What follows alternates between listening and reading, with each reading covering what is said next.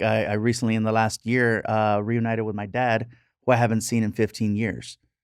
And What was before that that, like? you know what? I feel like this version of me was able to handle it. I was very respectful. I was able to make it a productive reunion versus the person that I probably was 15 years And ago. you had monologues written back then of the ways he Oh, fucked you, yeah, and yeah, yeah, I'm yeah, gonna, yeah, you yeah. shoulda, and where And were you, and all that. what's crazy is that my father himself was an entertainer. He was a singer and he was touring.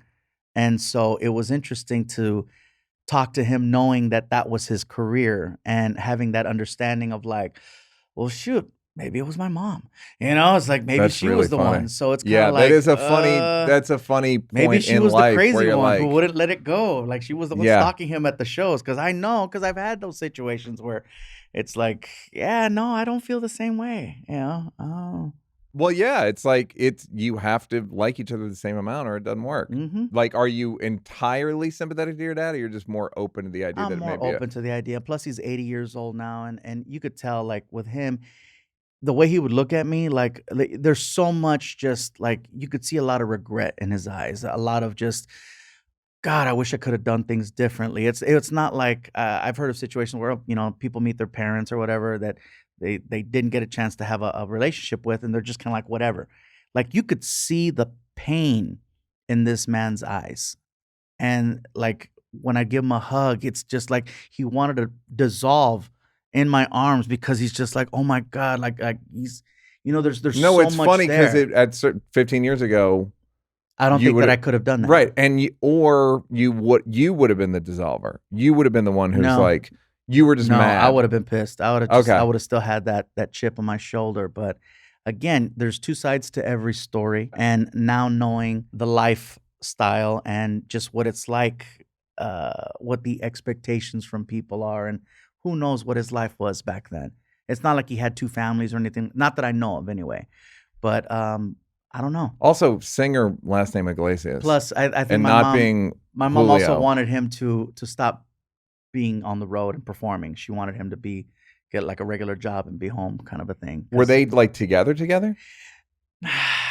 well, we never had like three of us in the house for more than like maybe a couple weekends out of the year. So it Yeah. was like I don't know him every day. Him taking me to school, like no, it was just he would, oh, he's here. Okay, he's got to go. Was he like a hero, or it was just like some guy?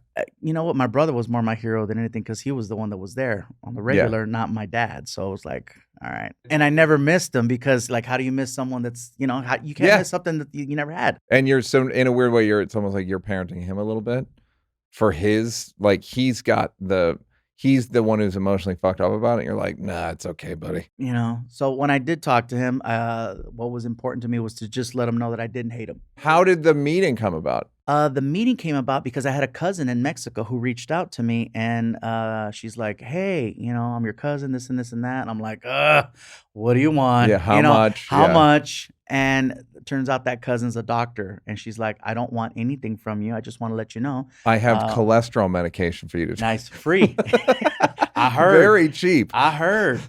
So she tells me that she's hangs out with my dad regularly, and that I come up in conversation, and she's like, his birthday's coming up. Do you want me to send him a message for you or anything? She was just reaching out. Yeah. And I said, well, tell him I said hi. Hope he's well. I figured there's no harm in that. I'm not saying, hey, let's hang out, let's do this, let's do that. But when he got the message that I said hello and I wished him well, all of a sudden that sparked something there to want to have hey, can we, and then I found out I have two sisters that I had never met. And so there was a thing So where young is that included in the 6, or you're? No, there's in addition to. So like Great. younger sisters. And Okay, it's funny great. because I'm the youngest of 6, Yeah. but I'm the oldest of 3 on his Yeah. side. Funny thing, I got my first ever show in Mexico. First of all, congratulations. Yeah, I got my first ever show in Mexico.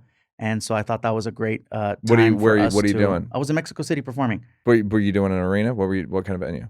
It was a big theater. It wasn't an arena. I'm not saying it like, No, hey, no. how big? No, I'm just wondering. it was in a English, theater. Spanish. English. Great. English. I speak Spanish, but performing in Spanish is way different. Yeah. And You got to wear sequins, right? I think you have to wear a lot of sequins. A lot of sequins. Like feathers. I ain't about it. The original idea for us to hook up to talk was I wanted to actually invite him to the Dodger Stadium taping. I thought, hey man, Have him parachute in. That was the plan. yeah, right. No, I thought that, hey, look, your kid turned out okay. Not Yeah. only did it turn out okay, I thought that would be a part of me was like, it was too much of a spectacle. Maybe that's not the best way to come back in. Like, hey, Yeah. yeah, And also talking about jumping the shark. yeah, It's like how do you just go get something to eat after that? yeah. It's hard. Yeah, we'll go to Where should I we'll go to Pink's. meet you at Let's just go to Staples? Pink's. No, we're just gonna go to a restaurant. We're going to Cheesecake Factory, Dad. Did So we hooked up in Mexico, and I got to meet my sisters. We did a whole dinner. It was really, really nice. It was great conversations with everybody, and we all just kept looking at each other because it's like, the features that my father and I like. As a kid, you can kind of see it, but as adults, man, the eyebrows are this bushy, the same type of eyes, the yeah. cheeks that you can't Is see. he 'Cause funny? he's very, very charismatic. Yeah. He's very charismatic. He's witty. He's super Yeah. witty, and he can engage with the whole table. He's got a real nice presence about Yeah. him, and so I can see why my mom, aside from you look at his old pictures, man, the guy's a good looking dude. So you understand why she's loving him. Yeah, I was like, hey man, No heart. my mom told me one time about how as soon as I saw your father, I knew he could hang his pants on my nightstand. I remember she said. In Spanish, it sounds cooler. In English, it just sounds Still weird. sounds pretty. Well, it's kind of gross, but like, but I like it from a mom. You're like, all right. That and do you feel wholer from having your dad around? Did it feel like It did feel like had you healed it before you got in touch with him? Do you know what I mean? I was good. I was good. I'm like, look, it's easy to say woulda, shoulda, coulda, but man, I turned out okay. Not only did I turn out okay, I'm doing very well, and I don't feel like I'm a fucked up person for not having you in my life. I was not like an abusive partner. I wasn't mean to children. I wasn't like there was nothing about his absence. Didn't hit his son. Didn't hit my son. There was nothing about him not being in my life that caused me issues other than the fact that people kept reminding me I didn't grow up with a dad. That was what bothered me the most as a kid, Where's your dad? Where's your dad? Where's your dad? And I'm like, I don't have one. I don't have, oh, he doesn't have a dad. So you're always being made fun of that, and I'm like, oh shit, they're the ones that paint it as something bad, but you don't know it's something bad unless somebody points it out. I was fine, same thing with religion. I didn't realize that I was, "Oh, what? You don't go to church? Yeah. Oh my God, And so for me, like I'm doing something bad. I'm supposed to go to church. Everybody says I'm supposed to go to church. So then when I bring it up to my mom's like, no, you just need to be a good person. Be nice to people. And that's all you got to worry about. Yeah, but I need a team, Mom. Yeah. So by the time I got to my dad and my sisters, well, how did you get all that sort of growth? Because that's one of the big questions on the podcast is like, what have you done that got you? Is it just time? Because I think time is a big one. Time is definitely a big one. And I think too, like or insights that you've gotten.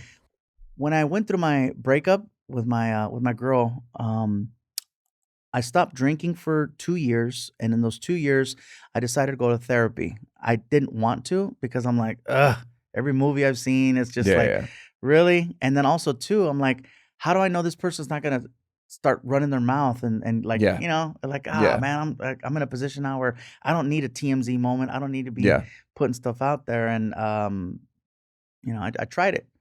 I actually tried couples therapy first when we were at the tail end of our relationship, and unfortunately, it didn't fly. But couldn't resuscitate the body. Nope.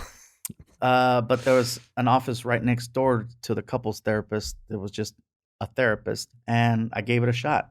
And this first 6 months, you just gave fake problems though, in case to test if it was going to go to TMZ. You would just go like, "I was molested," just to see, and then you'd be like, the first few times it was really hard for me to open up about anything. It was more so about how much I don't trust the person.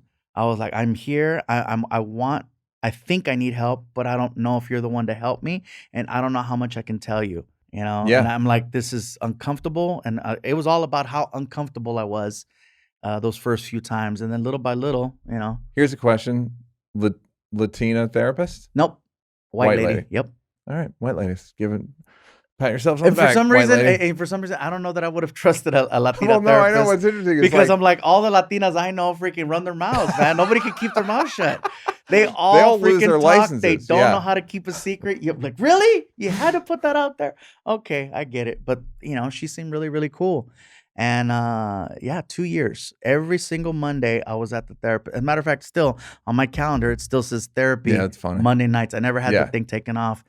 But 2 years therapy, 2 years no drinking, and I'm a better person for it because I feel like I learned to listen, I learned to just reflect, I learned to ask myself questions, I learned to accept responsibility. Yeah. Because, man, when you're in this roller coaster ride where everything you do is magic, every single week you're in front of thousands of people, and all people tell you is how good you make them feel, how much you make them smile, how amazing it is that you're there. You're walking out to cheers. People are still waving at you when you're walking away. I can't wait to see you again. Yeah. Can I hug you? Can I touch? Dude, like you're getting all of this, and you do get to a place where you're like, well, if people can't get on board with this, because clearly I'm doing something right, you can't argue with the masses. So to be able to step away from that was huge. It was hard because I was consumed. Well, it's also easier. Yes, it is much easier. You're very good at comedy. You're fine at relationships at best. Yeah. And most people are fine at it. Uh-huh. But like when you're very good at something, it's like, I got to go do this thing I'm not good at. Yeah. And they have expectations that I can't satisfy by just doing an impression. Yeah, no, it doesn't work. And I would tell my therapist too. I go, how come you never laugh? I go, I say some pretty funny shit in here. She goes, I can't laugh. I'm a professional. I said, me too, bitch. I do this for a living. One chuckle would kill you. Yep. And she's like, really? A chuckle? I've gotten mad at therapists for not watching my Netflixes. Yeah, and that's another thing too. She refused. I go, have you watched any of my stuff? So maybe you could understand some of the things, ideas, how hard I crush. From. Nice, right? How hard I crush it. And she goes, no, because I don't want to get to know the comedian. I need to get to know the person. And I'm like, yeah, whatever. But you know what? I talk about myself, so maybe that would. She goes, no, you could talk about yourself here. I'm like. Stupid idiots. Hey, did you like that? Did you like that? Yeah, did you like it though? You want more? Don't want to work? Would rather watch videos of me grab-assing with people? First of all, go up here to subscribe, and then go up here to watch more clips. This is like when the weatherman says that there's a high pressure system coming in. I'm not really used to the green screen.